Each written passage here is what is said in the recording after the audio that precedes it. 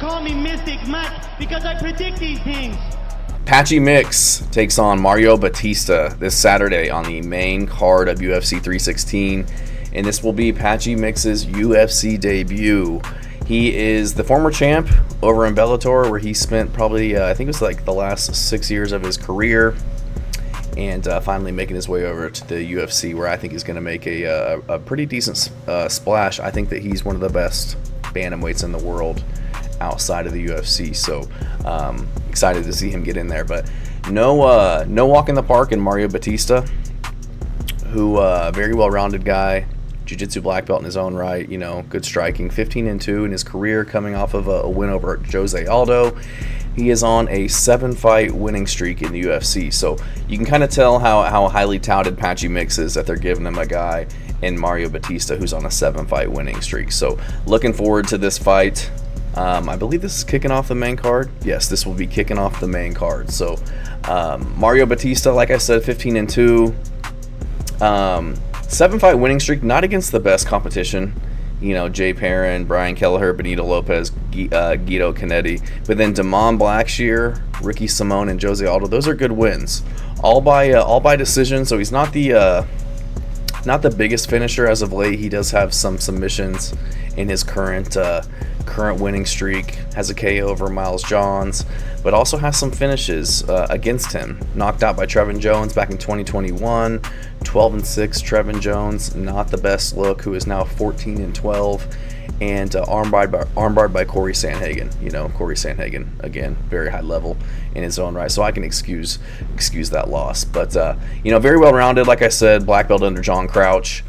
I think this fight's going to go to the ground sooner or later, and we'll see who's got the better jiu-jitsu, and if Patchy Mix is as good as I think he is. But Patchy Mix 20-1. His only loss is to Juan Archuleta back in 2020. He hasn't lost in 4 years, and he is on a 7-fight winning streak himself. Like I said, lost to Juan Archuleta back in the day, who I think is very good. At one time, one of the best guys in the world, in my opinion. So since then, has had some really good wins against some really good competition. James Gallagher, Kyoji Horiguchi, Ricky Bandejas he beat before his loss to Archuleta, but 2 wins over Magomed Magomedov, Halfian Stotts, Sergio Pettis. So a lot of really good competition that he's faced over in Bellator, and he's just an absolute finisher. He was a standout high school wrestler in New York, went to college for wrestling, but then dropped out to pursue MMA. So been a pro since 2016, had a pretty long amateur bout spanning from 2014 to 2016. Looked like he had about 10 fights, all wins, and very good jiu-jitsu black belt with tons of finishing potential. A lot of his finishes are by choke, triangle choke, guillotine chokes. Has a few knockouts. He did get a knee knockout over Halfian Stotts in the first round, and just looks for the chokes. He's the human backpack, as they call him, just because he gets guys to the ground and finds a way to get their neck and get the finish. And that's what I think happens in this one. I think that he gets the win in his UFC debut over Mario Bautista, who I think's good. I just don't think he's great anywhere. I feel like he's had favorable matchups, has some decent wins, like Damon Blackshear getting a win like that, but Ricky Simone, he's okay. Jose Aldo, obviously, but Jose Aldo just hasn't looked the best. He didn't look great in that Ayman Zahabi fight. Just looks like the age is really catching up to him, and I don't know. I just don't think Batista is as good as Patchy Mix. I think Patchy Mix is going to come out there.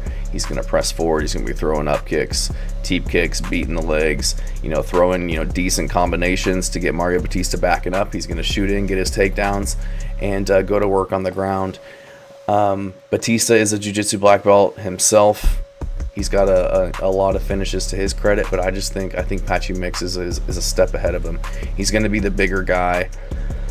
He's 5'11" to Mario Bautista's 5'9". and I think he's going to have a 2-inch reach advantage as well. Mario Bautista is at 69 inches, Patchy Mix is 71.5, so he's going to have a 2.5-inch reach advantage. So he's very long for the division, very strong, even though he does look kind of skinny. He's very strong, has the long limbs to get those chokes, the guillotines, the darces, the triangle chokes, lock those up from his back, and I just think he's got more finishing potential. I think he's got a great gas tank, is going to be able to push a high pace and grapple Mario Bautista, who I didn't like the look against Jose Aldo. It looked like he thought that he could just kind of hold on to him and push him against the cage. The older guy who's kind of slowing down and get the win that way. You know, getting wins over Simone and Blackshear. You know, Patchy Mix isn't looking for a decision. He's looking to go out there and choke you unconscious, and I think that's what he does in this one. I think he gets the finish over Mario Bautista, which sets him up for maybe a title eliminator to get his title shot. But you know, both these guys fairly young. I think they're both 31 years old, so into their primes. Both of them had tons of momentum, but I think Patchy Mix is just a step above Mario Bautista. He is going to have, you know, the octagon jitters making his UFC debut, but I think he's got enough high level experience in Bellator to where he's not really going to have the jitters going into the UFC, debuting on a UFC pay-per-view card, and I think he gets this one done over Mario Bautista. Thanks.